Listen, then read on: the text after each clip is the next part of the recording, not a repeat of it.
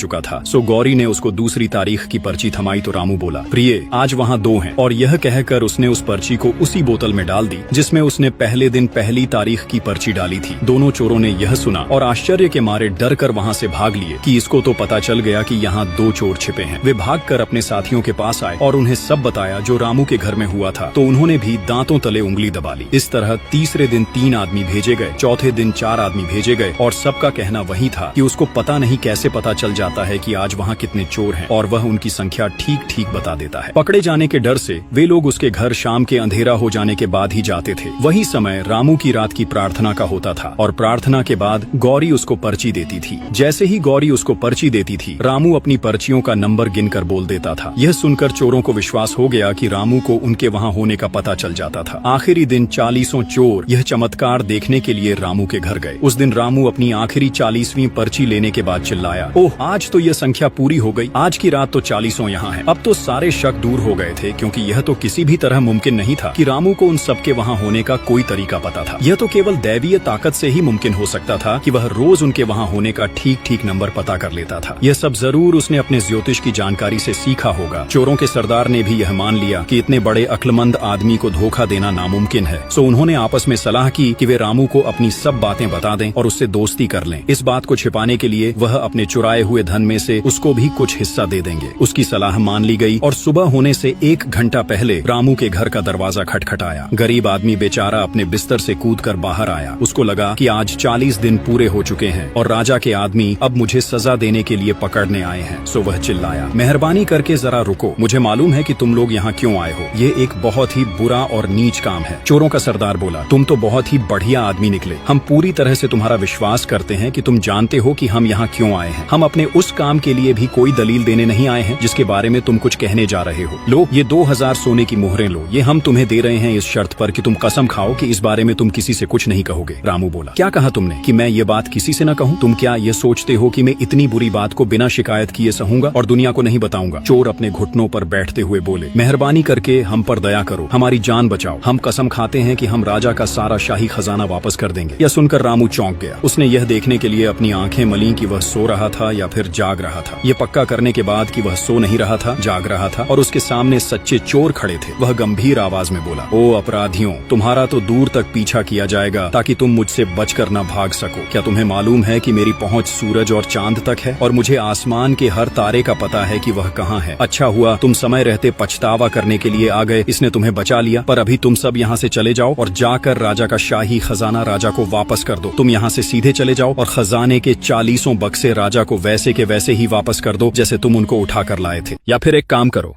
उन सब बक्सों को ले जाकर राजा के महल से दूर जो पुराना स्नान गृह है उसके खंडहर की दक्षिणी दीवार के पास 1 फुट गहरे जमीन में गाड़ दो। अगर तुमने यह काम अभी ठीक से कर लिया तो तुम्हारी जिंदगी बच जाएगी और अगर तुमने जरा सा भी इधर उधर किया तो तुम्हारे और तुम्हारे परिवारों पर पहाड़ टूट पड़ेगा। चोरों ने वायदा किया कि वे वैसा ही करेंगे जैसा कि रामू ने उनसे करने के लिए कहा था और वहाँ से चले गए। उनके जाते ही रामू अपने घुटनों पर बैठकर भगवान की इस कृपा का धन्यवाद देने लगा। 2 घंटे बाद राजा के सिपाही आए और उन्होंने रामू से अपने साथ चलने के लिए कहा। उसने कहा कि वह अपनी पत्नी से विदा लेकर अभी उनके साथ आता है। उसके लिए उसने सोच रखा था कि वह उसको अकेला छोड़कर नहीं आएगा जब तक कि वह यह न देख ले कि उसके किए का क्या नतीजा रहा। उसने बड़े प्यार से उसको विदा कहा। गौरी ने भी इस इम्तिहान के मौके पर अपने आप को बहुत संभाल कर रखा, अपने पति को खुश रहने के लिए कहा और भगवान की अच्छाइयों के बारे में कुछ शब्द कहे। पर सच बात तो यह थी कि गौरी को शक था कि भगवान ने उसके कुम्हार पति को कोई सहारा दिया था। वह हमेशा यही सोचती रहती थी कि उसकी सुंदरता तो उसकी तरफ कोई अमीर प्रेमी आकर्षित कर सकती थी जो उसको स्नान गृह तक खूब शान शौकत से अच्छे कपड़े और कीमती गहने पहनाकर और दासियों से घिरी हुई भेजता जैसे कि मुख्य ज्योतिषी की पत्नी जाती थी। उसकी छवि अब भी उसकी याद से अभी तक गई नहीं थी। भगवान के नियम बड़े ठीक होते हैं। रामू और उसकी पत्नी गौरी को जो चाहिए था वह उसके पास तैयार था। भला आदमी रामू राजा के सामने खुश खड़ा था और राजा उसका बड़ी बेसब्री से इंतजार कर रहा था। रामू के आते ही राजा बोला, रामू तुम्हारे चेहरे से तो लगता है कि तुमको अपने काम में सफलता मिल गई है। तुमको शाही खजाने का पता चल गया गया है। कुम्हार पढ़ा लिखा तो नहीं था, पर होशियार बहुत था। वह अपने ज्योतिष के गुणाभाग की तरफ देखता हुआ बोला, सरकार, आपको चोर चाहिए या खजाना? मेरे सितारे मुझे दोनों में से केवल एक चीज देने के लिए ही कहते हैं। आप दोनों में से किसी एक को चुन लें। मैं आपको केवल एक चीज ही दे सकता हूँ, दोनों नहीं। राजा बोला, मुझे बहुत दुख होगा अगर मैंने चोरों को सजा नहीं दी तो, पर तुम अगर ऐसा ही चाहते हो तो ऐसा ही सही। मैं अपना खजाना लेना ज्यादा पसंद करूंगा। रामू बोला, और फिर आप चोरों को आजाद कर देंगे? राजा बोला, हाँ, अगर वे मेरा खजाना बिल्कुल अनछुआ वापस कर दें तो। रामू बोला, तब चलिए सरकार, मेरे साथ चलिए, आपका खजाना आपको मिल जाएगा। राजा, उसके दरबारी और रामू सब लोग पुराने स्नान गृह के खंडहर की तरफ चल दिए। रास्ते में रामू ने आसमान की तरफ मुंह करके कुछ पढ़ा, जो देखने वालों को ऐसा लगा जैसे वह कोई जादू के शब्द पढ़ रहा हो, जबकि वह अपने सच्चे दिल से भगवान की प्रार्थना कर रहा था। जब उसकी प्रार्थना खत्म हो गई तो उसने स्नान गृह की दक्षिणी दीवार की तरफ इशारा किया और मैजेस्टी से कहा कि वह वहाँ पर खुदाई करे तो उनको उनका खजाना वहीं मिल जाए। राजा के लोगों ने बहुत थोड़ी सी ही खुदाई की थी कि उनको अपने सारे बक्से उसी हालत में मिल गए जिसमें वे चुराए गए थे, यानी उन पर खजांची की सील भी अभी तक लगी हुई थी। बक्से देखकर राजा की खुशी का तो कोई ठिकाना ही नहीं रहा। उसने रामू को गले लगा लिया और तुरंत ही उसको अपना मुख्य ज्योतिषी नियुक्त कर दिया। उसने उसको अपने महल में रहने के लिए एक घर दे दिया और घोषित किया कि अब इसको राजा की एकलौती बेटी से शादी कर लेनी चाहिए, क्योंकि यह उसका कर्तव्य था कि जिसने उसकी इतनी सहायता की वह उसको आगे बढ़ाए। भगवान उसको आराम पहुंचाए जिसने उसके राज्य के खजाने को वापस लाने में सहायता की। उसकी नौजवान बेटी भी, जो चांद के जैसी सुंदर थी, अपने पिता के इस फैसले से असंतुष्ट नहीं थी, क्योंकि उसका दिमाग तो धर्म और गुणों की तरफ लगा हुआ था। उसने धरती पर जीने के लिए जिन चीजों की जरूरत होती है उससे ऊपर उठकर दैवीय गुणों का आदर करना सीख लिया था। उसको विश्वास था कि रामू के पास वे सब गुण थे। जैसे ही यह तय किया गया, सब इस शाही हुक्म का पालन करने में लग गए। किस्मत ने 180 डिग्री का पलटा खा लिया था। सुबह को रामू अपने बिस्तर से बड़े दुखी मन से उठा था कि शायद आज उसको अपनी जान गंवानी पड़ेगी, पर शाम तक तो वह एक महल में रह रहा था और एक ताकतवर राजा की अकेली बेटी से शादी किए बैठा था। पर इस बदलाव ने उसके चरित्र में कोई बदलाव नहीं लाया। जैसे जब वह गरीब था तो वह बहुत ही नम्र था, और जब वह अमीर हो गया तब वह बहुत ही भला और तमीजदार हो गया। उसको अपनी अज्ञानता का पता था, इसलिए वह अपनी खुशकिस्मती को भगवान की कृपा ही मानता रहा। वह रोज रोज सुंदर और गुणवती राजकुमारी को ज्यादा और ज्यादा प्यार करता रहा। इससे वह अपनी पुरानी पत्नी के साथ के बर्ताव को बदलने से रोक नहीं सका। उसने अब उसको प्यार करना छोड़ दिया था। वह अब उसकी बेकार की शान के बदले में खुद बहुत तरीके की बात करने लगा था। निष्कर्ष, सच्ची नीयत और ईमानदारी कभी खाली नहीं जाती, चाहे हालात कितने भी मुश्किल क्यों न हो। लालच और दिखावे की चाहत इंसान को मुसीबत में डाल सकती है। किस्मत उनका साथ देती है जो धैर्य और विश्वास के साथ कठिनाइयों का सामना